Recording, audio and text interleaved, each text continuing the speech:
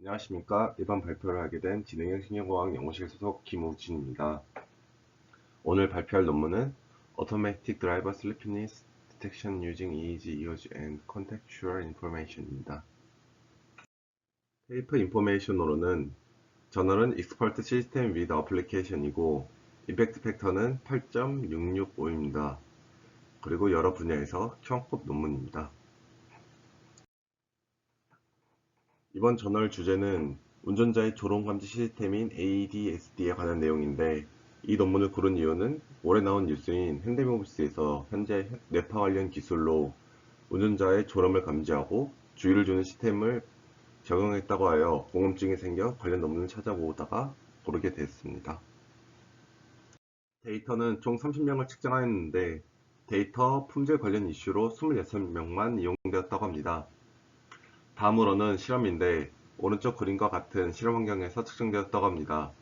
이때 운전자들은 3개의 시나리오를 이용하였는데 첫 번째로 낮 동안 시골도로, 두 번째로 밤의 시골도로, 세 번째로는 낮 동안 외곽도로였습니다. 이때 측정 시간으로는 30분으로 3번은 낮 시간대, 3번은 야간에 측정되었다고 합니다. 이때 한 번의 측정에 총 3개의 시나리오가 연속적으로 측정되었는데 30분 측정하고 1시간 반 쉬고를 반복하여 하루에 3번의 시나리오를 측정하였다고 합니다. 다음으로는 카로리스카 슬리피니스 스케일, 줄여서 KSS라고 불리는 졸음 정도를 측정하였는데 1부터 9까지의 지표가 있고 9가 가장 졸립다는 것을 나타냈다고 합니다. 이것을 운전하는 도중 5분마다 표시되는 텍스트를 확인하고 옆에 있는 터치 스크린을 터치하여 졸음 정도를 표시했다고 합니다. 오른쪽 아래 그림은 실제 실험에서 피험자들이 측정한 KSS의 분포를 나타냅니다. EEG는 1020 시스템을 이용한 30개의 채널이 측정되었고 0.5에서 60Hz의 밴드패스와 48에서 52의 노치 필터로 전처리 되었다고 합니다. 또한 EOG는 2개의 채널로 측정되었습니다. 다음으로는 분석 방법인데 처음엔 전처리를 하고 이후 특징을 추출한 다음 이후 피처 셀렉션을 하고 3가지 그룹으로 나눈 후 분류를 진행했다고 합니다. 자세한 내용은 뒤에 설명하겠습니다. 처음으로는 시그널 프리 프로세싱으로 EEG 측정 동안 악셀이나 핸들링 혹은 자세를 고쳐하는 것과 같은 노이즈 제거를 사내 제작 툴인 ARTE를 이용하여 제거했다고 합니다. 피처 익스트랙션으로 이때 총 275개의 피처를 뽑았다고 합니다. EEG에서 270개, EOG에서 2개, Contextual Information이라고 부르는 것에서 3개를 뽑았다고 합니다. 이때 1분당 9,310개의 시그먼트를 만든다고 했는데 몇몇의 시그먼트는 노이즈로 인해 제거되었다고 합니다. KSS 레이팅은 5분마다 측정하였는데 데이터의 양을 늘리기 위해 1분 단위로 쪼개서 이용하였다고 합니다. 이때 EEG 피처에는 9개가 있는데 1분 동안 총 270개의 피처를 뽑았다고 합니다.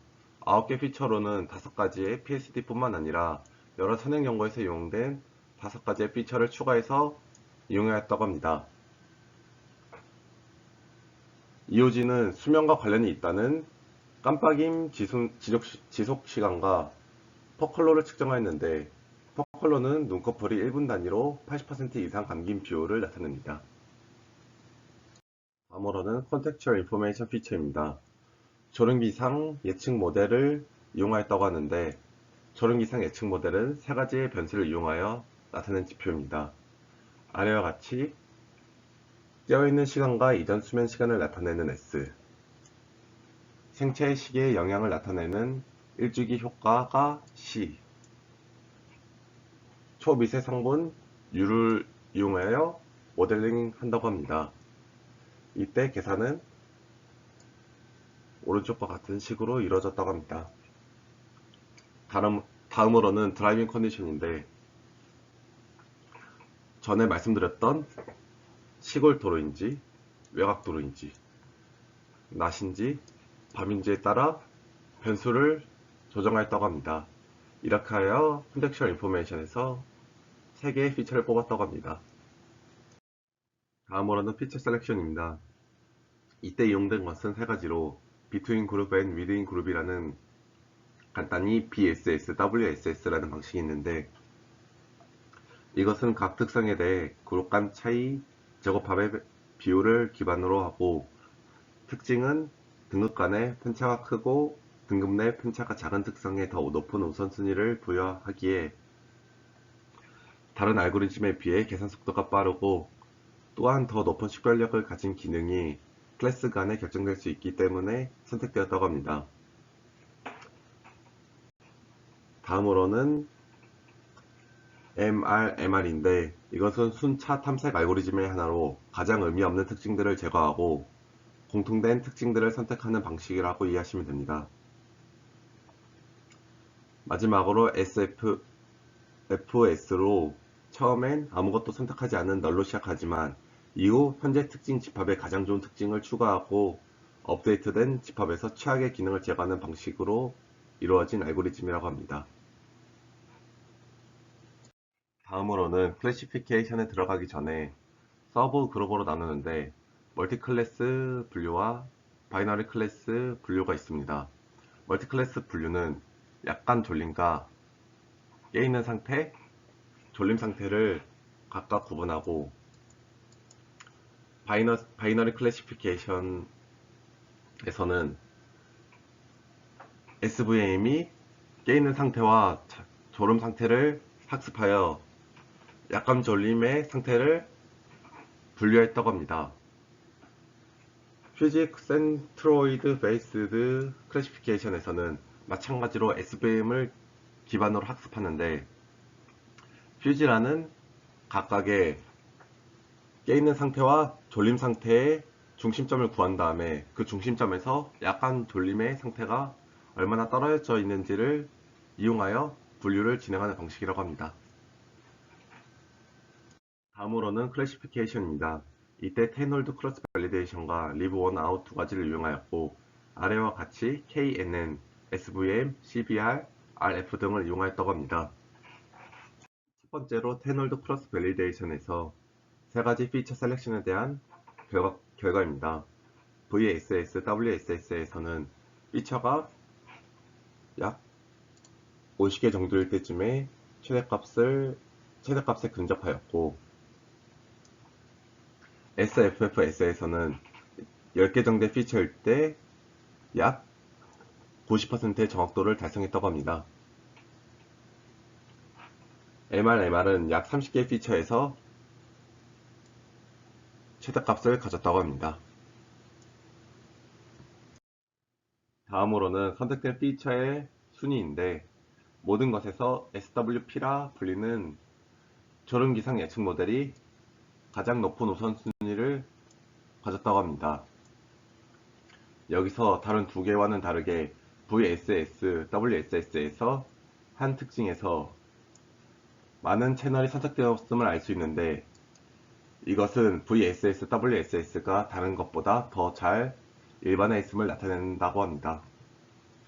다음으로는 예측 비교인데, 위의 그림은 세 가지 멀티클래스와 SVM으로 예측한 모델, 퓨지로 예측한 모델의 성능 비교입니다. 이때 콘텍스추얼 피처라고 부르는 도로 상황과 졸음 기상 예측 모델인 SWP의 중요성을 확인하기 위해 넣거나 제외하여 정확도를 비교해 보았다고 합니다. 여기서 콘텍스추얼 피처를 제외했을 때 모든 예측에서 성능이 떨어지는 것을 알 수 있습니다.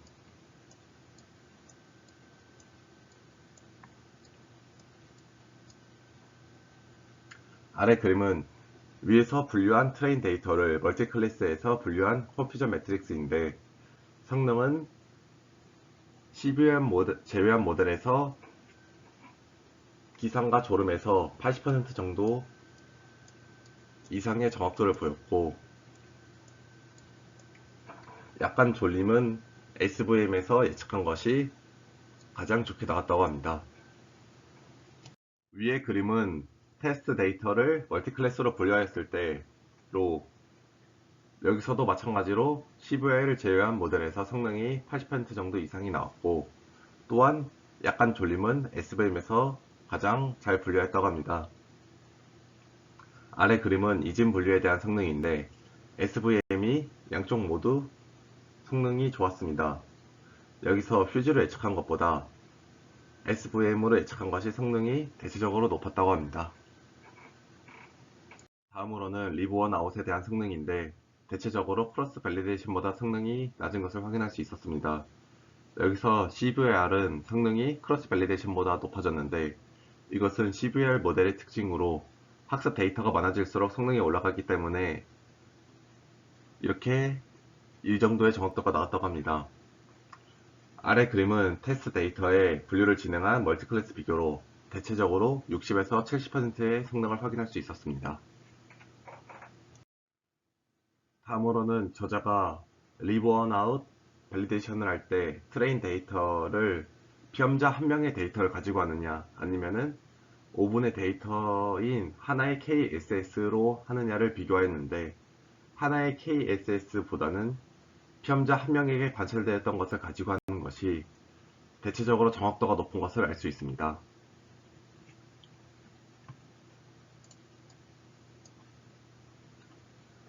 이것은 개인에게 적용할 때 알고리즘에 대한 가능성이 있다는 것을 시사한다고 합니다. 다음으로는 테널드 크로스 밸리데이션과 리브 원 아웃 밸리데이션에 대한 전체적인 비교인데 대체적으로 테널드 크로스 밸리데이션이 높았지만 리브 원 아웃에서는 CBR의 정확도가 데이터량이 늘어 증가했음을 확인할 수 있었습니다. 마지막으로 디스커션입니다.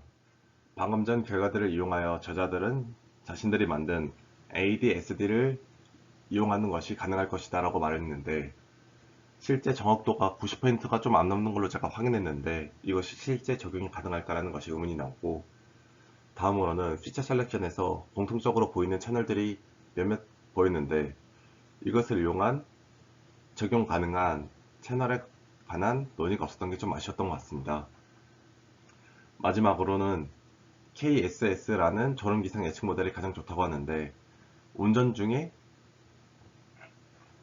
계속 터치 스크린을 이용해도 되는가에 대한 의문점이 좀 남습니다.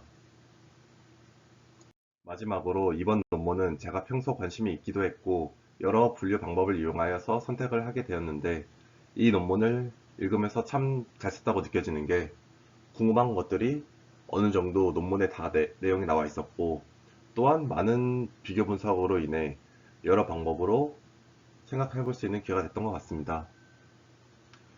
오늘 발표 여기까지 마치겠습니다. 감사합니다.